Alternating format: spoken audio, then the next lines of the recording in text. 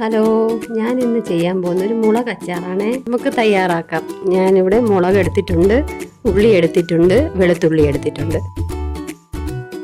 നമുക്ക് എണ്ണ ഒഴിച്ചു കൊടുക്കാം, കടുകിടാം, കരിവേപ്പില ഇട്ട് കൊടുക്കാം, അരിഞ്ഞു വച്ചിരിക്കുന്ന വെളുത്തുള്ളി ഇതിലോട്ട് ഇട്ട് കൊടുക്കാം.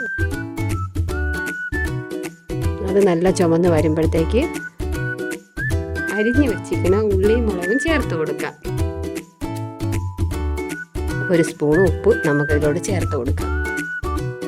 ഇത് നല്ല വഴറ്റി വരുമ്പോൾ നമുക്ക് ഇതിലോട്ട് 1/2 ടീസ്പൂൺ മല്ലിപ്പൊടി, 1 ടീസ്പൂൺ മുളക് പൊടി, 1/2 ടീസ്പൂൺ കായപ്പൊടി ചേർത്ത് നല്ലതുപോലെ ഇളക്കി കൊടുക്കാം.